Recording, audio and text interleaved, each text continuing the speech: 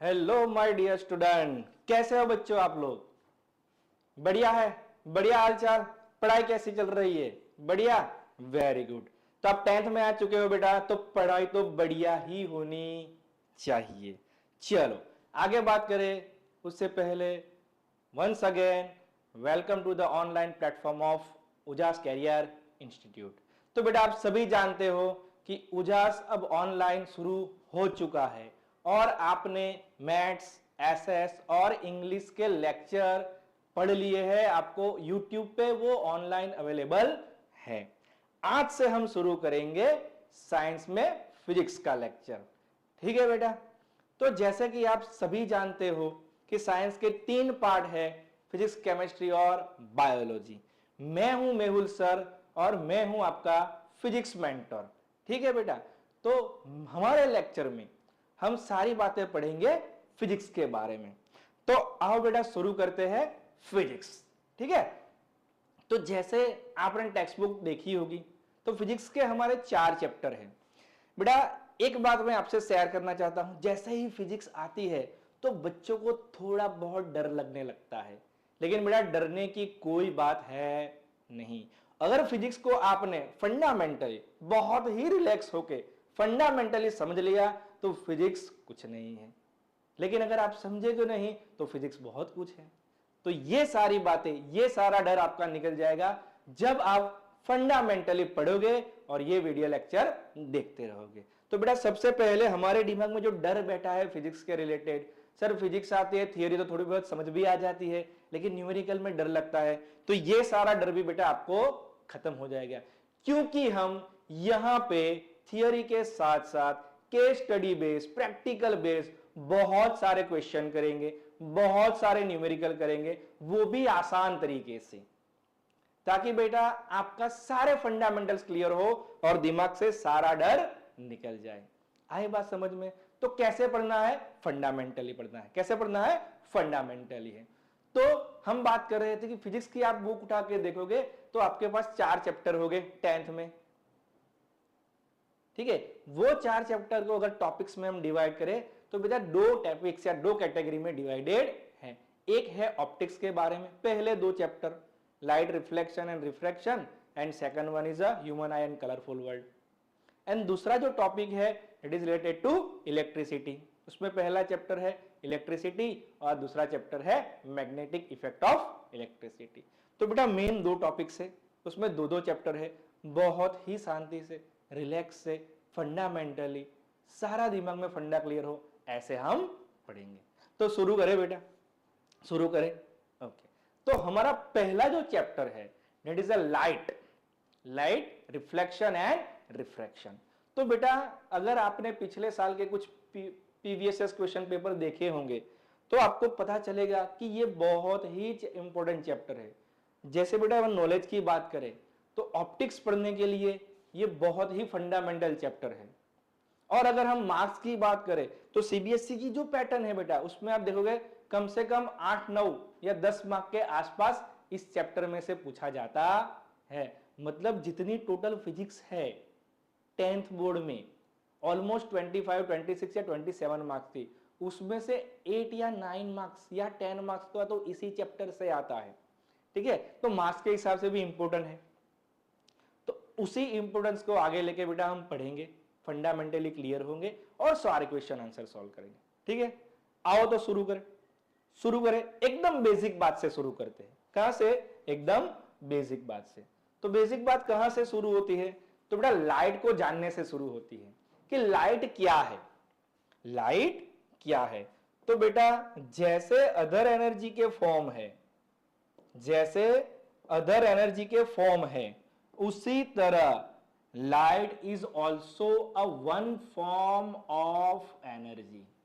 Light is a form of energy.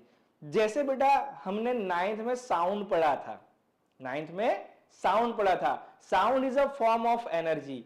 वो भी एक एनर्जी का फॉर्म है। जैसे कई तरीके की एनर्जी होती है, mechanical energy, electrical energy, kinetic energy, potential energy, chemical energy, so बहुत सारी एनर्जी के फॉर्म है। उसी तरह साउंड भी एक एनर्जी का फॉर्म है और हम जो पढ़ रहे हैं लाइट, वो भी एक एनर्जी का ही फॉर्म है, वो भी एक एनर्जी का ही फॉर्म है। तो सर वो क्या करता है? साउंड तो हमें सुनने की क्षमता प्रदान करता था, ये क्या कर रहा है? Yes, light is a form of energy which enables us to see. वो क्या करेगा बेटा? हमें देखने की क्षमता प्रदान करेगा। क्या करेगा? देखने की क्षमता प्रदान करेगा। Which enables us to see, it is a form of energy that enables us to see. हम आज जो भी कुछ देख पा रहे हैं, जो भी कुछ देख पा रहे हैं, वो लाइट की वजह से है। अगर लाइट नहीं होती, we can not see anything. हमारी आंख कितनी भी पावरफुल हो, चाहे चश्मे लगे हो या नहीं लगे हो, लेकिन अगर लाइट है तभी हम देख पाएंगे, अगर लाइट नहीं है तो हम नहीं देख पाए। आई बात समझ में? So it is a form of energy that enables us to see. ठीक है बेटा, चलो और बेसिक बातें क्या है? तो बेटा हमें सारी प्रॉपर्टीज जाननी है, लाइट के रिलेटेड सारी प्रॉपर्टीज जाननी है। उसकी प्रॉपर्टी अगर समझ लेंगे तो वो कैसे बिहेव करेगी आगे जाके, क्योंकि हमारा जो दो मेन टॉपिक्स है इस चैप्टर में, रिफ्लेक्शन एंड रिफ्रैक्शन, ठीक है, वो हमें समझना है। बहुत सारे फिनोमिना है, उसमें से दो है रिफ्लेक्शन एंड रिफ्रैक्शन, ठीक है। तो वो समझने के लिए अगर हम उसकी प्रॉपर्टीज जान लेते हैं तो हमें बढ़िया रहता है। ठीक है, चलो तो आओ बात करते हैं उसकी प्रॉपर्टीज के बारे में। तो सबसे पहले बेटा बात करेंगे कि भाई लाइट का नेचर कैसा होता है। तो वैसे सभी को आई थिंक पता होगा कि लाइट का जो नेचर है वो ड्यूअल नेचर है। कैसा है? Dual nature. सर अब ये ड्यूअल नेचर क्या है? ड्यूअल नेचर मतलब डबल। लाइट का ड्यूअल नेचर है। ड्यूअल नेचर मतलब डबल। डबल मतलब एक है लाइट का nature and that is a particle nature. क्या है? Particle nature of light and second one is a wave nature of light. Particle nature of light and second one is a wave nature of light. Wave nature of, बेटा wave के बारे में आपने पढ़ा है 9th में। कहां पढ़ा है? 9th में। ठीक है, वेव के बारे में आपने 9th में पढ़ा है ना? यस और नो? यस और नो? क्या है बेटा वेव नेचर? बताओ बताओ, कमेंट करके बताओ बेटा वेव नेचर क्या है। आगे बढ़ने से पहले यहां मुझे कमेंट करके बताओ कि जब किसी का वेव नेचर होता है तो वो क्या होता है? यस एग्जैक्टली, यहां पे सिर्फ और सिर्फ कौन ट्रैवल करता है? कौन ट्रैवल करता है? वेव नेचर मतलब एनर्जी ही ट्रैवल करती है। कौन ट्रैवल करता है? Only energy. ओनली एनर्जी, सिर्फ और सिर्फ जब एनर्जी ट्रैवल करती है तब उसका नेचर वेव नेचर कहलाया जाता है। जैसे हमने साउंड में पढ़ा था, जैसे हमने साउंड में पढ़ा था कि क्या ट्रैवल होता है? एनर्जी, और इसीलिए उसको बोलते हैं मैकेनिकल वेव। इसे बोलते हैं मैकेनिकल वेव। ठीक है, चलो साउंड की बात कर रहा हूं। ठीक है, यहां पे लाइट जो है वो दोनों तरीके से ट्रैवल करती है। एक बात हो गई बेटा एनर्जी की। अब दूसरी बात हुई बेटा कि भाई दूसरा कौन सा नेचर है? तो कि दूसरा जो नेचर है उसका वो है पार्टिकल नेचर। तो बेटा पार्टिकल नेचर मतलब क्या है? अगर किसी का पार्टिकल नेचर है तो लाइट का पार्टिकल को क्या बोलते हैं? फोटोन बोलते हैं। क्या बोलते हैं? फोटोन। लाइट के पार्टिकल को क्या बोलते हैं? फोटोन। तो बेटा जब लाइट ट्रैवल करती है, जब लाइट ट्रैवल करती है तो it is a stream of particles. It is a stream of particles. और लाइट के एक पार्टिकल को क्या बोलते हैं? फोटोन बोलते हैं। तो light also travels in the form of particle. Light also travels in the form of particle. तो दो तरीके से लाइट ट्रैवल करती है, in the form of particle also and in the form of wave also. कि जहां पे क्या ट्रैवल होती है? जहां पे एनर्जी ट्रैवल होती है। क्या ट्रैवल करती है? एनर्जी ट्रैवल करती है। तो आई बात समझ में बेटा? तो ऐसे लाइट का ड्यूअल नेचर है। कैसा है? ड्यूअल नेचर है। ठीक है, चलो आगे और बात करते हैं उसकी दूसरी प्रॉपर्टीज क्या है। ठीक है, धीरे धीरे करके सारी प्रॉपर्टीज जानते हैं। चलो नेक्स्ट प्रॉपर्टी जो है सबसे पहली बात रेक्टिलिनियर प्रोपोगेशन ऑफ लाइट। तो जैसे बेटा हम सभी जानते हैं, ये सभी को ही पता है कि जब भी हम किसी लाइट रेस को देखते हैं, किसी लाइट रेस को देखते हैं तो हमें पता चलता है कि भाई वो सीधा ट्रैवल करता है। कैसा ट्रैवल करता है? वो सीधी लाइन में, light travels in a straight line. कौन सी लाइन में ट्रैवल करेगा? स्ट्रेट लाइन में। कौन सी लाइन में? स्ट्रेट लाइन में लाइट ट्रैवल करेगी, स्ट्रेट लाइन में। इसी नेचर को बोलते हैं रेक्टिलिनियर प्रोपोगेशन ऑफ लाइट। बेटा ऐसा नहीं कि लाइट कुछ देर सीधी चली और फिर मुड़ गई, ये पॉसिबल नहीं है, ये पॉसिबल नहीं है। Light always travel in a straight line, light always travel in a straight line. इसी नेचर को, इसी प्रॉपर्टी को बोलते हैं rectilinear propagation of light, rectilinear propagation of light. आई बात समझ में? यस और नो बेटा? बातें समझ आ रही है? दिमाग में फंडामेंटल क्लियर हो रहा है? यस और नो बेटा? कमेंट में लिखते जाओ। कोई भी डाउट है बेटा तो कमेंट में लिखते जाओ, ठीक है, ताकि हम टाइम टू टाइम आपके सारे डाउट्स क्लियर कर सके। आओ दूसरी प्रॉपर्टी पढ़ती है। Second one is it is an electromagnetic wave. Electromagnetic wave. अब ये इलेक्ट्रोमैग्नेटिक वेव क्या है आप सभी कमेंट करके बताएंगे, क्योंकि बेटा हमने पढ़ लिया है नाइन्थ में हमने पढ़ लिया है दो तरीके के वेव होते हैं, मैकेनिकल और नॉन मैकेनिकल। ये दोनों में से एक में आएगा। किस में आएगा? किस में आएगा? यस, यस बेटा, यस बेटा। ये कौन से वेव है?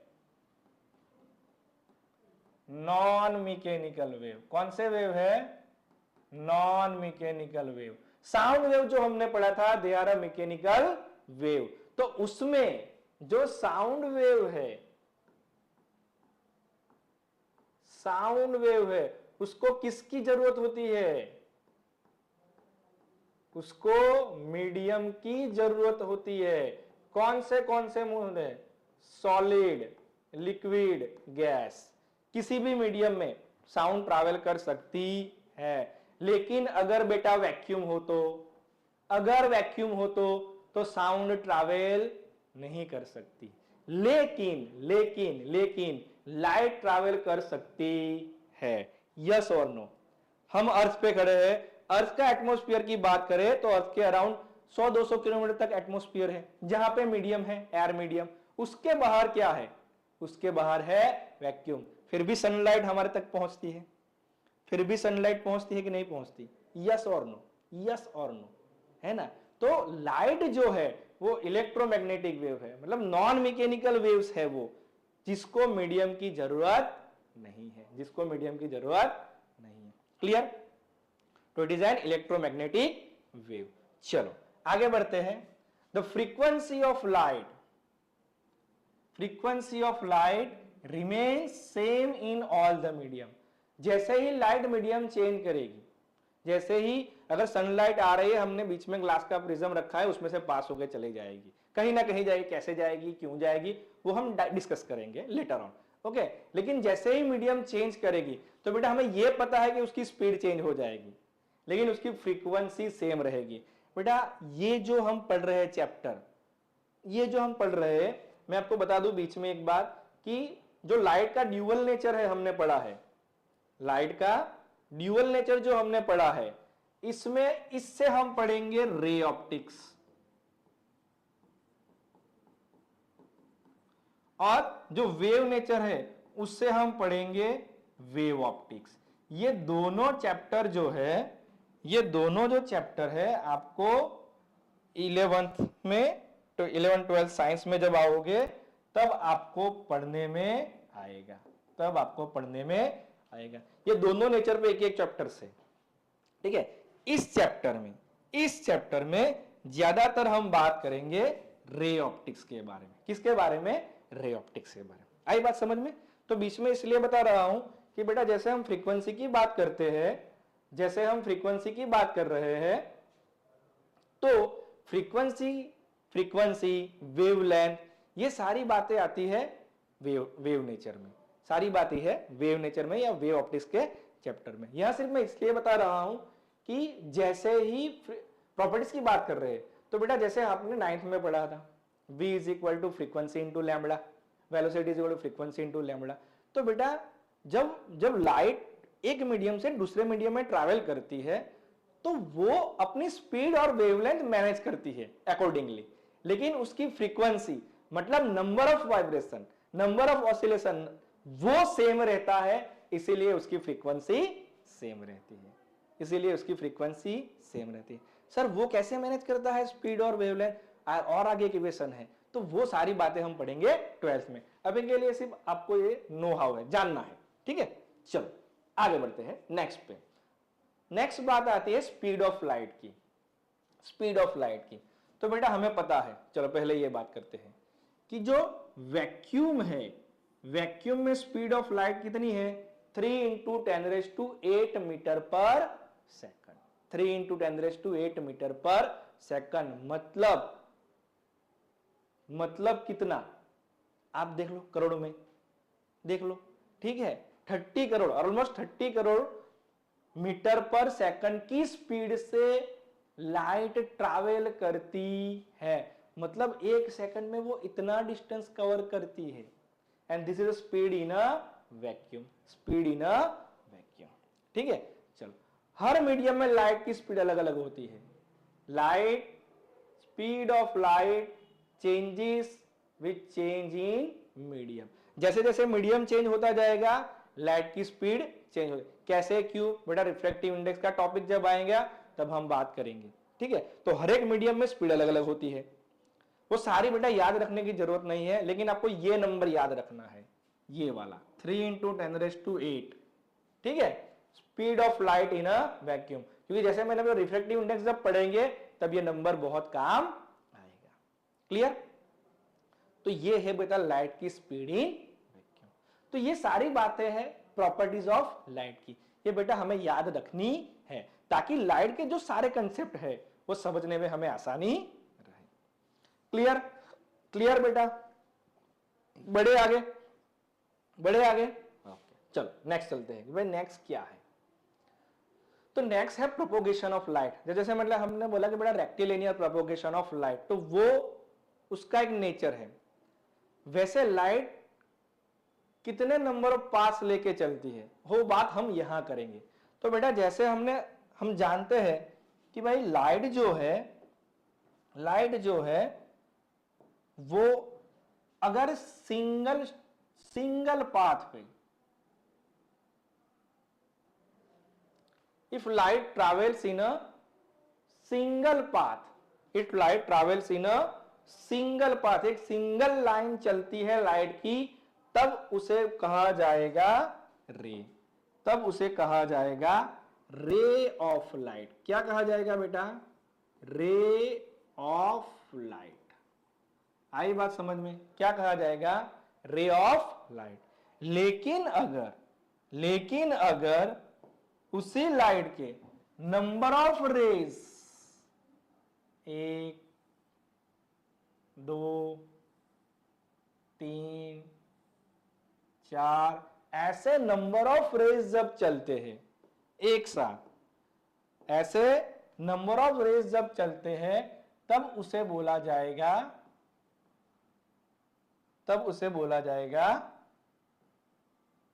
Beam of light. क्या बोला जाएगा?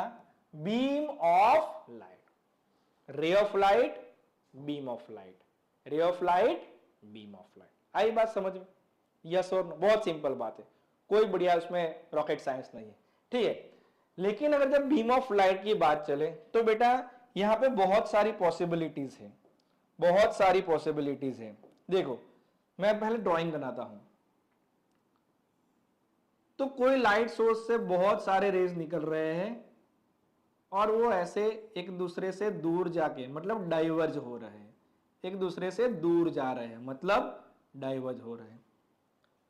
कुछ केसेस में बेटा ऐसे भी होगा कि भाई कोई एक पॉइंट पे बहुत सारे रेस गेट टुगेदर कर रहे हैं, मतलब कन्वर्ज हो रहे हैं, मतलब कन्वर्ज हो रहा है, ठीक है। तो इसमें भी नंबर ऑफ रेज है, इसमें भी नंबर ऑफ रेज है, इसमें भी नंबर ऑफ, तो सारे बीम ऑफ लाइट कहलाए जाएंगे, सारे बीम ऑफ लाइट कहलाए जाएंगे। तो सर उसके अलग अलग कोई नाम है? यस, यस बेटा, ये जो है पहले वाला, फर्स्ट में क्या है, if the light rays number of, यहां पे बीम ऑफ लाइट, उसको आप bunch of light, bundle of light कह सकते हैं, bundle of light, bunch of light, it is called beam of light. If all the rays, if all the rays travel parallel to each other, अगर वो सारे race parallel है, एक दूसरे से पैरेलल है, तो उसको बोला जाएगा parallel beam of light, parallel beam of light. आई बात समझ में? If the all the rays travel parallel to each other, then it is called parallel beam of light, parallel beam of light, ठीक है। चलो यहां पे देखो, तो एक कोई सोर्स से लाइट प्रोड्यूस हो रही है, एक कोई सोर्स से लाइट प्रोड्यूस हो रही है, और उसके जितने भी रेज निकल रहे हैं, उसके जितने भी रेज निकल रहे हैं, वो सारे क्या हो रहे हैं, एक दूसरे से दूर, मतलब डाइवर्ज हो रहे हैं। क्या हो रहे हैं? डाइवर्ज। तो उसे बोलेंगे diverging beam of light, diverging beam of light, क्या कहेंगे? डाइवर्जिंग बीम ऑफ लाइट, ठीक है बेटा, डाइवर्जिंग बीम ऑफ लाइट। आओ तीसरे पे चलते हैं। यहां पे देखो, कहीं से लाइट रेज आ रहे हैं, कहां से आ रहे हैं बेटा? इसका कंसेप्ट हम बहुत ठीक तरीके से जानेंगे, क्योंकि अभी आपने कहीं देखा नहीं होगा शायद, या देखा हो तो भी आपको आइडिया नहीं आ रहा होता। हम जब रे डायग्राम सीखेंगे लेंस का, मिरर का, तब ये कंसेप्ट ज्यादा हमें आएगा। कहीं से लाइट रेज आ रहे हैं और कोई एक पॉइंट पे, एट सर्टेन पॉइंट, वो लाइट रेज एक दूसरे के साथ कॉन्सेंट्रेट हो रहे, मतलब एक जगह पे कन्वर्ज हो रहे हैं, तो उसको बोलेंगे converging beam of light, converging beam of light, converging beam of light. आई बात समझ में? यस और नो, यस और नो, क्लियर बेटा? तो ऐसे लाइट ट्रैवल करती है, सिंगल रे में या मल्टीपल रेज में, उसके अकॉर्डिंग उसका नाम है रे of light and beam of light. I hope आपको सारी बातें बेटा समझ आ रही होगी। यस और नो कमेंट बेटा जरूर करना, ताकि हमें भी पता चले कि हम जो पढ़ा रहे हैं आपको समझ आ रहा है, ठीक है बेटा? चलो आगे बढ़े इसमें, चलो बढ़ते हैं नेक्स्ट पे। ओके, अब बात आती है बेटा, हमारा जो चैप्टर के दो टॉपिक्स है, reflection and refraction, reflection and reflection, ठीक है, उसको समझते हैं। उसमें सबसे पहला टॉपिक है रिफ्लेक्शन, ठीक है, रिफ्लेक्शन। चलो समझते हैं। तो बेटा जैसे कि हम जानते हैं, या हमने कई बार ऑब्जर्व भी किया है, हम कहीं पे बैठे हैं, सपोज पार्किंग लॉट में बैठे हैं, कहीं पे बढ़िया सी छांव है पेड़ के नीचे, हम एक स्कूटर पे या किसी बाइक की सीट पे बैठे हैं, और हम देख रहे हैं कि और जो बाइक कुछ बाइक पार्क कर रही है, जो छांव में नहीं है, उस पे सनलाइट गिर रही है उसके मिरर पे, और वहां से कुछ रेज हमारी आंखों में आ रहे हैं। हम अपना मुंह भी ऐसे कर लेते हैं अगर कब ऐसा हो रहा है, ठीक है। तो कई सारे केसेस में बेटा हम देख रहे हैं कि कहीं पे पॉलिश्ड सरफेस है, बहुत स्मूथ शार्प सरफेस है, वहां पे जब लाइट गिरती है तो वहां से वो वापस टकरा के हमारी आंखों में आ रही है, उसी को बेटा कहते हैं रिफ्लेक्शन, उसी को कहते हैं रिफ्लेक्शन। अगर कोई लाइट किसी चीज पे टकरा के वहां से वापस बाउंस बैक होती है, क्या है बेटा? The bouncing back of light rays, bouncing back of light rays into the same medium. चलो इतना पोर्शन को भी रहने दो, आगे बात करते हैं, फिर इसको भी समझते हैं, ठीक है। Bouncing back of light rays when these rays strikes on a surface, अगर कोई सरफेस पे लाइट रेस टकराती है, वहां से वो कोई लाइट रेस टकराती है, वहां से वो बाउंस बैक होती है, वहां से वो बाउंस बैक होती है। चलो बढ़िया, इसको हम फिगर से समझते हैं, फिगर से समझते हैं। चलो मान लो हम कोई पॉलिश्ड सरफेस ले रहे हैं, से फॉर एग्जांपल मिरर कंसीडर कर लो। ये कोई मिरर है, ये कोई मिरर है। चलो कोई बढ़िया सा कलर ले लेते हैं, ठीक है, चलो ये वाला। तो बेटा ये कोई हमने मिरर कंसीडर कर लिया। मिरर मतलब वो जो है, वो जो है वो यहां से नीचे से पॉलिश्ड किया गया होगा। क्या किया गया होगा? नीचे से पॉलिश्ड किया गया होगा। अगर आप ट्रांसपेरेंट ग्लास ले लो, उस पे पॉलिश कर दो, पीछे कलर लगा लो, तो वो मिरर बन जाएगा। ठीक है, चलो उसको नीचे से पॉलिश कर लो तो वो हो जाएगा। ठीक है, चलो आओ बात करते हैं कि अगर कोई लाइट रेस आती है किसी सोर्स से, अगर कोई लाइट रेस आती है किसी सोर्स से, और ये जो सरफेस है ये क्या है हमारा? What is it? Polished surface. क्या है? Polished surface. अगर कोई polished surface, smooth surface, opaque surface हम ले ले, यहां पे हमने क्या कंसीडर किया है? मिरर। क्या कंसीडर किया है? Mirror.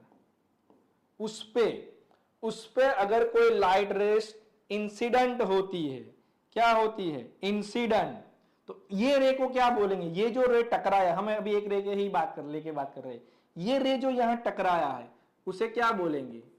I R, incident ray. Incident ray. अगर ये रे यहां टकराया और यहां से वापस वो किस पॉइंट पे, किसी पॉइंट पे वो टकराता है, किसी पॉइंट पे वो टकराता है, ठीक है, और उसी पॉइंट से वो बाउंस बैक होके वापस निकलता है।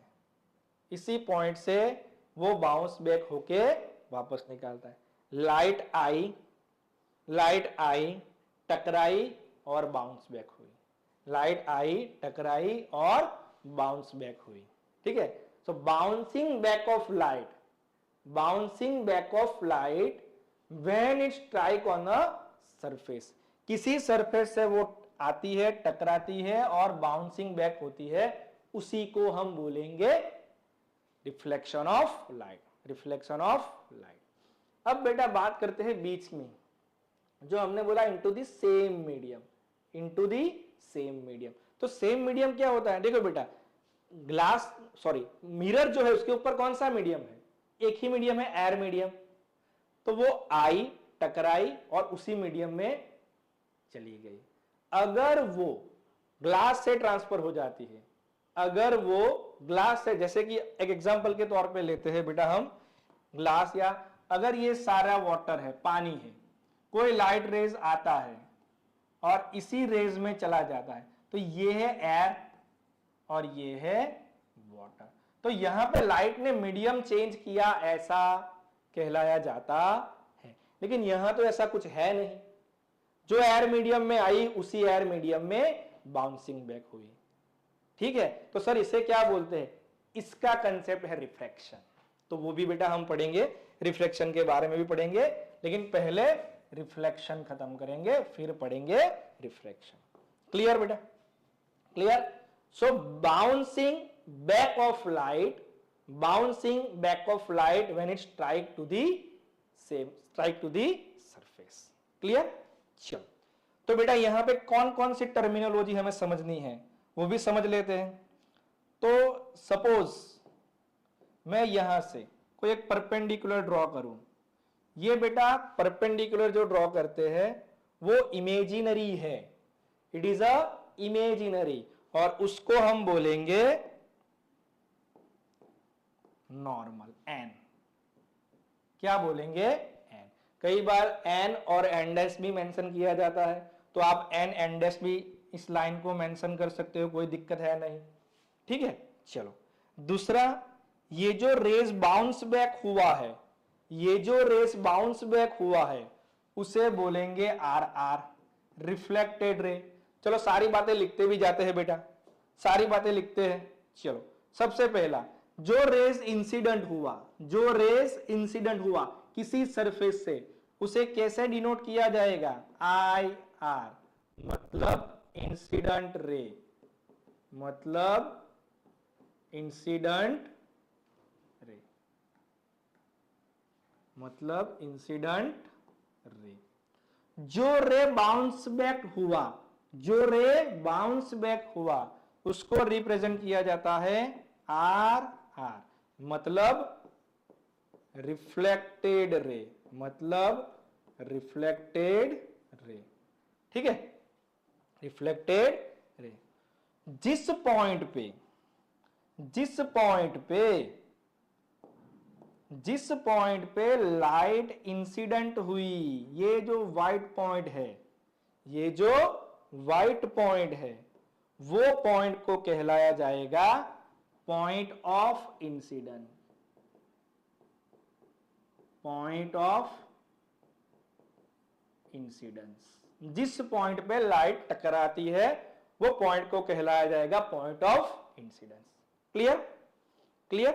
चलो, ये जो परपेंडिकुलर ड्रॉ किया ये इमेजिनरी है बेटा। रिफ्लेक्शन होती है तो बीच में हमें ऐसे लाइन कोई दिखती है नहीं, it is an imaginary line, it is an imaginary thing. ठीक है, तो वो जो एन है या एन डैश, कई बुक में आप सिर्फ एन मिलेंगे या कई बार आपको एन एन डैश भी मिलेंगे, तो उसे बोला जाएगा नॉर्मल टू दी सरफेस। ये कोई रे नहीं है बेटा, ये कोई रे नहीं है, इट इज एन इमेजिनरी, तो it is a normal to the surface. जिस सरफेस पे लाइट टकराती है वहां पे वो नॉर्मल होता, नॉर्मल होता है। आई बात समझ में? आई बात समझ में बेटा? ओके, चलो चलो आगे बढ़ते हैं। ये जो एंगल है बेटा, ये वाला जो एंगल है, कौन सा वाला? ये वाला एंगल किसके बीच का एंगल हुआ? Angle between incident ray and normal to the surface. Angle between incident ray and normal to the surface is represented by angle R, is represented by angle R। तो एंगल I क्या हुआ? Angle of incidence, angle of incidence. आई बात समझ में? Angle between incident ray and normal to the surface. Clear? Clear? ये वाला जो एंगल है हमारा, ये वाला एंगल किसके बीच का एंगल हुआ? Angle between reflected ray and normal to the surface. Angle between reflected ray and normal to the surface, it is represented by angle R, it is represented by angle R. तो angle R जो है उसे कहा जाएगा angle of reflection, angle of reflection. आई बात समझ में? Angle of reflection. तो ये सारी टर्मिनोलॉजी बेटा आपको याद रखनी है। अगर ये बढ़िया कंसेप्ट समझ लिया बेटा आपने, तो आगे हमें बहुत ही आगे जाके जो भी रिफ्लेक्शन के बारे में पढ़ना है बहुत आसान रहेगा। इंसिडेंट रे, रिफ्लेक्टेड रे, normal, point of incident, angle of incident, angle of reflection, angle of reflection. Clear? Clear बेटा रिफ्लेक्शन के बारे में? कोई डाउट? कोई डाउट है बेटा? अगर कुछ भी डाउट है तो बेटा कमेंट सेक्शन में लिखते जाना, ठीक है, ताकि वीडियो के बाद हम आपके डाउट सॉल्व कर सके। ठीक है? ठीक है बेटा, आगे बढ़े। रिफ्लेक्शन का कंसेप्ट क्लियर हुआ। बाउंसिंग बैक ऑफ लाइट, दिमाग में क्या याद रखना है?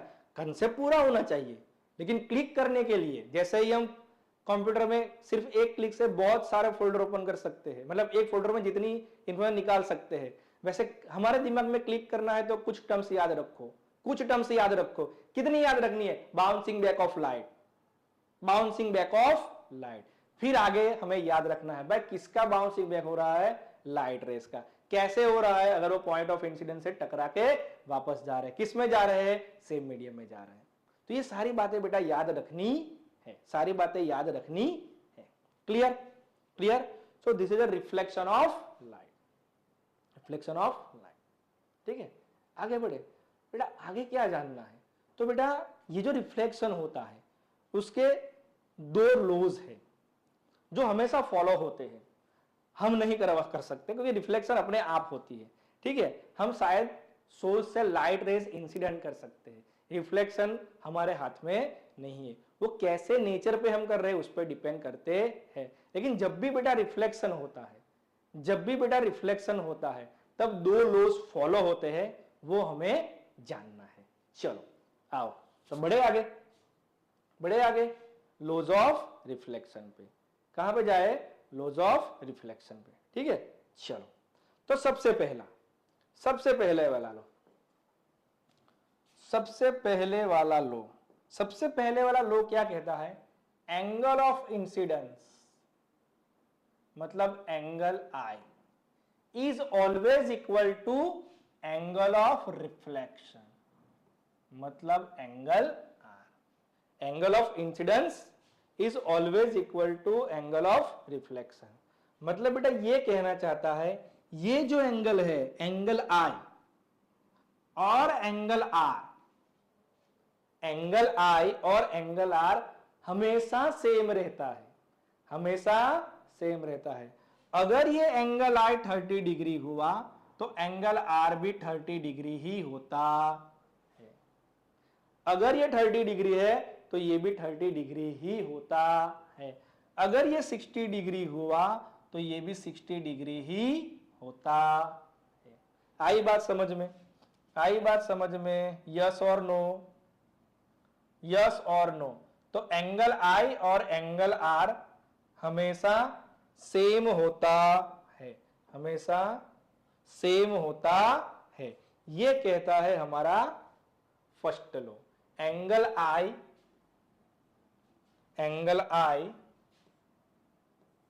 मतलब angle of incidence is always equal to angle of reflection. Simple है, सिंपल है। एंगल आई और एंगल आर हमेशा सेम रहते हैं। ठीक है, तो बेटा यहां पे अगर मैं बात करूं, जैसे ये हमारी सरफेस हो गई, ये हमारा नॉर्मल हो गया।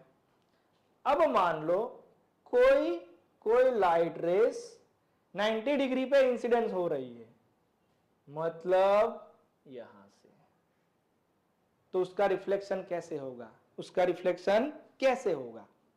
यस यस बेटा, रिट्रेस होगी, उसकी पाथ रिट्रेस होगी। वो जिस पाथ से आई है, वो जिस पाथ से आई है वो उसी पाथ से सीधी निकल जाएगी, क्योंकि एंगल आई था 0 और एंगल आर भी होगा 0, एंगल आर भी होगा 0। क्लियर बेटा? क्लियर? हाँ, चलो आगे बढ़ते हैं, आगे बढ़ते हैं। ठीक है, चलो सेकंड लो। सेकंड लो क्या कहता है? Incident ray, reflected ray and normal to the surface. Normal to the surface always lie in a same plane. चलो बेटा ड्राइंग से समझते हैं, आओ ड्राइंग से समझते हैं उसको। देखो ये जो है हमारा हॉरिजॉन्टली, ये फ्लैट से फॉर एग्जांपल ये हमारा मिरर है, एग्जाम्पल वो मिरर ही है हमारा। ठीक है, मिरर ही है। अब ये जो है ये ट्रांसपेरेंट लाइट ब्लू कलर का है, ये हमने कंसीडर किया है इमेजिनरी प्लेन। क्या है? Imaginary plane. एक्चुअल में वो होता नहीं, लेकिन वो हम इमेजिन करते हैं कि यहां पे प्लेन है। प्लेन के बारे में आपने सुना होगा, ठीक है, मैथ्स में आपने पढ़ा होगा। चलो देखते हैं। तो अगर कोई लाइट रेस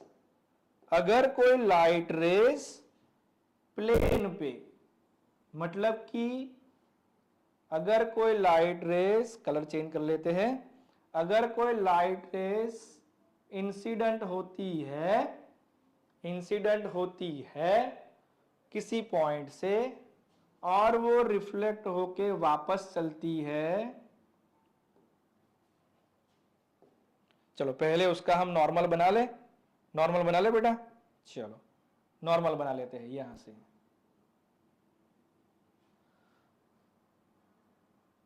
ठीक है। तो ये है नॉर्मल,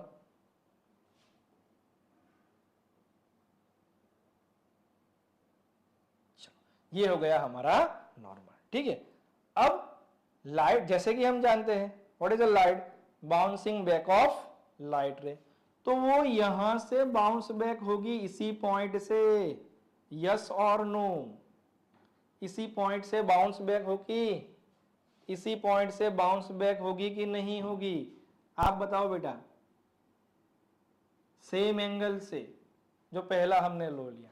अब देखो बेटा यहां पे हमने 3 रे लिखा है, एक हो गया हमारा ये आई आर, नॉट 3 रे, 2 रे, एक हो गया हमारा आर आर और एक हो गया हमारा नॉर्मल। तो ये तीनों जो है बेटा वो सिर्फ और सिर्फ एक प्लेन में होंगे, सिर्फ और सिर्फ एक प्लेन, आपने मैथ्स में पढ़ा होगा, ठीक है। अगर 3D डायग्राम है तो ऐसे हमारे x, y और z 3 प्लेन है, यहां से एक प्लेन बनता है एक्स वाई, यहां से एक प्लेन बनता है वाई जेड और यहां से एक प्लेन बनता है एक्स से। तो ये जो सारे किसी एक ही प्लेन में होंगे, क्या होंगे, किसी एक ही प्लेन में होंगे। आई बात समझ में? ऐसा नहीं, देखो बेटा जैसे कि ये प्लेन है, जैसे कि ये प्लेन है, तो इंसिडेंट रे आई, टकराई और उसी प्लेन से निकल गए, उसी प्लेन से निकल गई, और यहां पे हमारी imaginary line, that is a normal. ऐसा नहीं होता कि इस प्लेन से आई लाइट, टकराई और ऐसे निकल गई, ऐसा होता नहीं है। It will never change its plane, it will never change its plane. आई बात समझ में?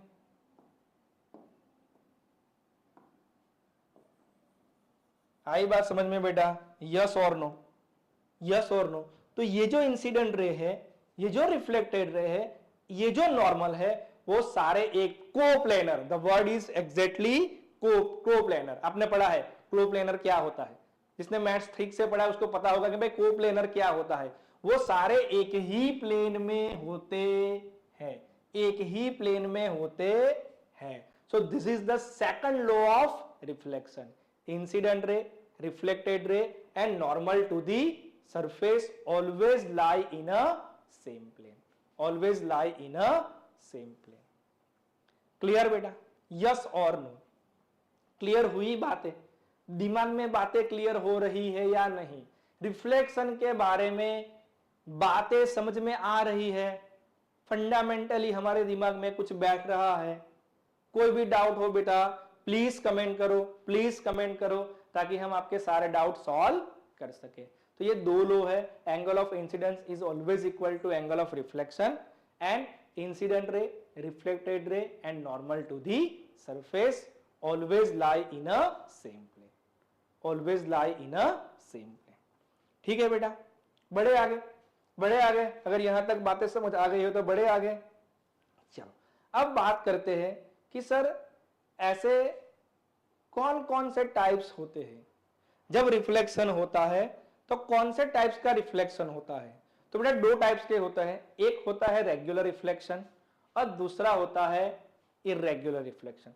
रेगुलर रिफ्लेक्शन को स्पेक्युलर रिफ्लेक्शन भी कहा जाता है और इरेगुलर को डिफ्यूज रिफ्लेक्शन भी कहा जाता है। आओ जानते हैं दोनों में अंतर क्या है, दोनों में अंतर क्या है।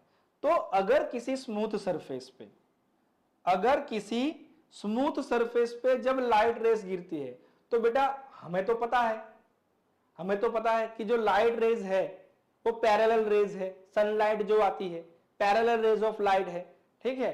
तो वो जो पैरेलल रेज है अगर किसी स्मूथ सरफेस से टकराती है, अगर किसी स्मूथ सरफेस से टकराती है तो after reflection, after reflection the rays will remain parallel. Reflection के बाद, रिफ्लेक्शन के बाद, रिफ्लेक्शन के बाद जितने भी रेज निकले वो बिफोर रिफ्लेक्शन की तरह सब पैरेलल रहेंगे, सब पैरेलल रहेंगे, ठीक है। क्या होगा, क्या होगा,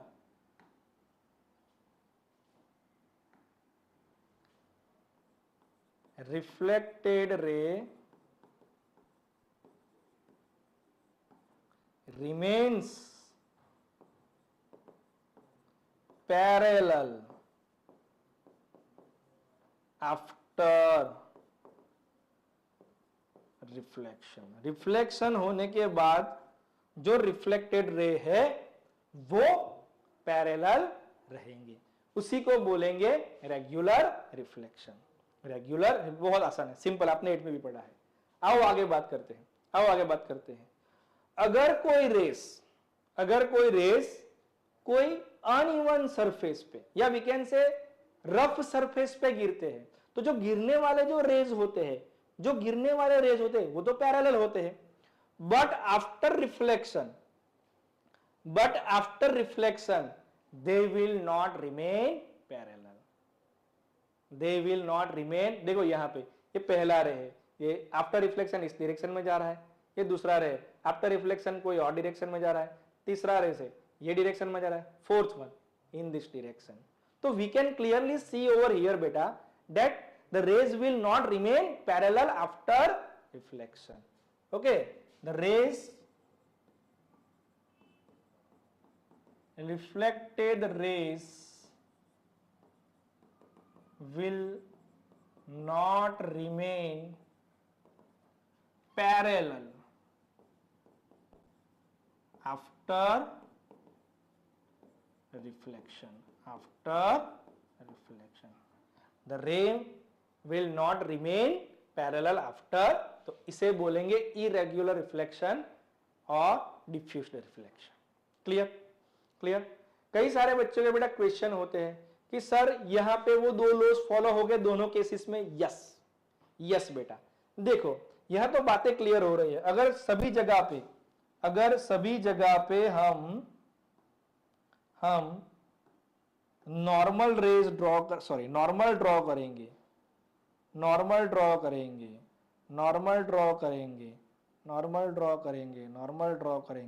तो यहां जितना एंगल ऑफ इंसिडेंट होगा यहां एंगल ऑफ रिफ्लेक्टेड होगा, यहां होगा वो सेम यहां होगा, जो यहां होगा वो सारे केसेस में होगा। और सेकंड लॉ जो है they will lie in the same plane, IR, RR and normal.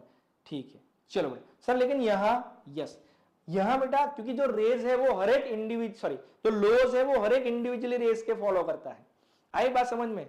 तो जैसे अगर मैं यहां पे बेटा नॉर्मल ड्रॉ करूं तो यहां जितना एंगल ऑफ इंसिडेंस होगा यह उतना ही रिफ्लेक्शन होगा, अगर यहां होगा उतना ही होगा। तो बेटा यहां होगी I1, यहां होगी बात फर्स्ट केस में I1 is equal to R1, यहां I2 is equal to R2। तो ये हो सकता है यहां 30-30 हो, यहां 45-45 हो, वो पॉसिबिलिटी बेटा है। आई बात समझ में? इस केस में हमें ये मिलेंगे सारे सेम होंगे, सारे I1, I2, I3 सेम होंगे, R1, R2 सेम होंगे। लेकिन बेटा ये जो हमारा पहला लो है वो हर एक इंडिविजुअली रेस के लिए वो लॉज हमारा फॉलो होगा। The all will also lie in the same plane. आई बात समझ में?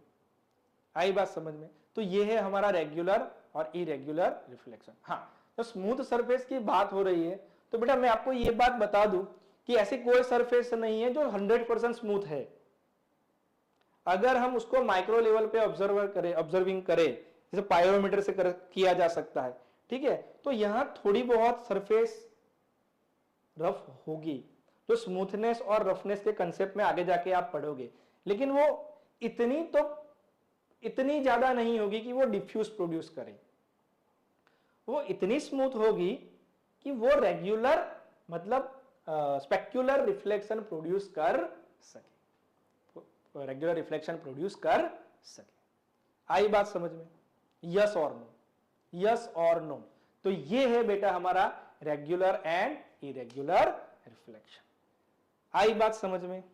ठीक है, चलो, तो ये बेटा हमने कंसेप्ट समझ लिया रिफ्लेक्शन का कि भाई रिफ्लेक्शन क्या होता है, कैसे होता है और उसके टाइप्स कैसे होते हैं। अब अगर बेटा रिफ्लेक्शन की स्टडी करनी हो हमें, तो हमें कुछ डिवाइस चाहिए and that device is a mirror, that device is a mirror. ठीक है, तो आज हम बेटा देखते हैं कि भाई कौन से टाइप्स के मिरर होते हैं, कौन से टाइप्स के मिरर होते हैं, ठीक है। चलो, तो जैसे बेटा हम रोज, मिरर क्या होता है? Mirror is a device that produce the same size image of object which is placed in front of it. अगर किसी ऑब्जेक्ट के, किसी के सामने कोई ऑब्जेक्ट रखा जाए और वो ऑब्जेक्ट उसकी इमेज प्रोड्यूस करता है तो उसे कहा जाता है मिरर, उसे कहा जाता है मिरर। आई बात समझ में? तो जैसे कि हम जानते हैं बेटा, एक तो हम जानते हैं प्लेन मिरर, जो रोज सुबह हम नहा धो के जब तैयार होते हैं, हमारे हेयर वेयर सेट करते हैं, फेस ठीक से दिख रहा है, कपड़े वपड़े बहुत ठीक है कि नहीं, जब स्कूल के लिए निकलते हैं तो सारी बातें चेक करके निकलते हैं कि भाई मुंह ठीक से दिख रहा है, हेयर है कि नहीं, बढ़िया सेट हुए कि नहीं, कपड़े हमने ठीक से प्रेस करके पहने कि नहीं। तो वो जो देखते हैं वो एक हमारा मिरर है, जो एक फ्लैट सरफेस है, जो एक फ्लैट सरफेस है, उसे बोलेंगे प्लेन मिरर, उसे बोलेंगे प्लेन मिरर, ठीक है। और अगर आप कहीं पार्किंग लॉट में देखते हो, अगर कहीं पे पार्किंग लॉट में देखते हो, चलो उसकी रियल फिगर देखते हैं बेटा, ये रहा, ये हमारा प्लेन मिरर है। क्या है? प्लेन मिरर, ठीक है। अगर आप पार्किंग लॉट में कहीं पे जाते हो, खास करके जब मम्मी पापा के साथ डी मार्ट में जाते हो तो उसके पार्किंग लॉट में लगा ही होता है। किसी सोसाइटीज में बड़ा सा पार्किंग है और कहीं पे शार्प टर्न आ रहा है कहीं पे शार्प टर्न आ रहा है, तो वहां पे आपको ऐसे मिरर दिखेंगे जो बाहर से ऐसे गोल होते हैं, ठीक है।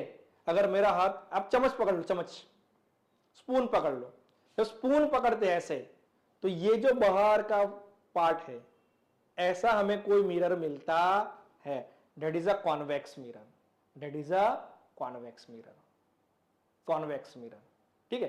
बेटा क्यों लगाया जाता है, क्या फायदे, सारी बातें डिस्कस करेंगे, सारी बातें, ये तीनों मिरर के क्या यूजेस है, क्यों यूजेस है, वो सारी बातें करेंगे, ठीक है। अभी सिर्फ हम जानते हैं कि भाई कौन सा ऐसा डिवाइस है जिससे हम रिफ्लेक्शन को अच्छी तरह से जान सके, पढ़ सके, तो ये जस्ट नो हाउ है, ठीक है। दूसरा एक मिरर होता है कॉनकेव मिरर, जो शायद आपने रेयरली देखा होगा। एक तो हमारे घर पे भी होता है, अगर हमारे फादर, तो हम तो करते ही है, आपकी बात कर रहा हूं, आपकी अगर बियर्ड आने लगी है या आपके फादर जब क्लीन सेव करते हैं, जो मिरर यूज करते हैं, वैसे तो जनरली हमारे यहाँ बेटा ये प्लेन मिरर ही यूज होता है, but actually this saving mirror is use, is also called saving mirror, जिसमें जो सरफेस होती है वो इंटरनली ऐसे होती है, इंटरनली स्फेरिकल होती है, इंटरनली स्फेरिकल होती है, यहाँ चम्मच का अंदर का भाग, तो वो कहलाया जाएगा कॉनकेव मिरर। अगर आप डेंटिस्ट के पास जाते हो तो डेंटिस्ट इतना छोटा सा ऐसे रखे to see the back side of tooth, tooth के पीछे के बाद दिखने के लिए ये मिरर यूज करते हैं, जो इंटरनली कर्व्ड है। ये जो है एक्सटर्नली कर्व्ड है, जो कॉन्वेक्स मिरर है, ये इंटरनली कर्व्ड है, इसे कहते हैं कॉनकेव मिरर। तो ये जो दो मिरर है बेटा, ये जो दो मिरर है, इसे कहते हैं स्फेरिकल मिरर। क्या कहते हैं? Spherical mirror.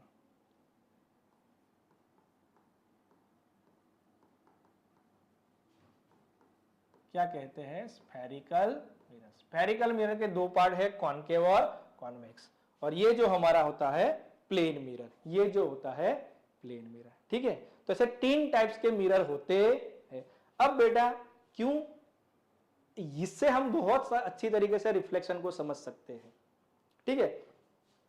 उसको डायग्रामेटिकली अगर हमें रिप्रेजेंट करना हो तो हम ऐसे बताते हैं। जब भी हम, यहां तो हमने थिकनेस भी बेटा बताई है, लेकिन जब हम ड्राइंग करेंगे, रे डायग्राम बनाएंगे, तो जैसे प्लेन मिरर है उसको हम सिर्फ ऐसे मेंशन करेंगे, कॉनकेव मिरर है उसको हम ऐसे मेंशन करेंगे ड्रॉ करके, कॉन्वेक्स मिरर है उसको हम ऐसे मेंशन करेंगे, ठीक है।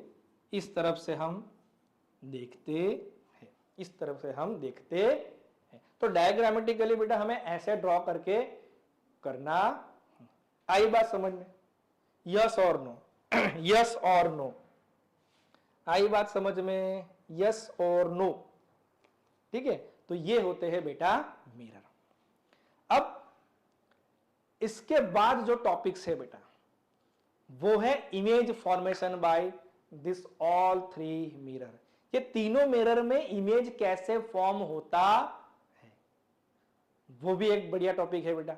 आज मैं यहां ही स्टॉप करता हूं क्योंकि बाकी में टाइम लगेगा, वीडियो ज्यादा लंबा हो जाएगा, ठीक है। तो इतना तक आप बहुत अच्छी तरीके से बेटा देख लो, समझ लो। नेक्स्ट वीडियो में हम समझेंगे कि भाई प्लेन मिरर से कैसे इमेज फॉर्म होता है, स्फेरिकल मिरर से कैसे इमेज फॉर्म होता है, जो इमेज बनती है वो कैसी होती है, उसका नेचर कैसे होता है। तो वो सारी बातें नेक्स्ट वीडियो में बेटा हम समझेंगे, ठीक है। तब तक के लिए ठीक से ध्यान से बेटा ये वीडियो देखो। ये वीडियो में जितने टॉपिक कवर हुए उसके रिलेटेड कोई भी क्वेरी हो, कोई भी डाउट हो बेटा कमेंट सेक्शन में हमें बताते जाओ, ठीक है, ताकि हम वो बिफोर नेक्स्ट वीडियो आपके वो सारे डाउट्स क्लियर कर सके, ठीक है बेटा। तब तक के लिए गुड बाय, टेक केयर, अपनी सेहत का ख्याल रखो, पढ़ाई करते रहो, फंडामेंटली क्लियर होते रहो। ओके बेटा, good bye, thank you for watching this video. और अगर आपको हमारे वीडियो अच्छे लग रहे हैं बेटा तो please share it, subscribe it, share it, आपके दोस्तों को भी बताते रहो। थैंक यू सो मच बेटा।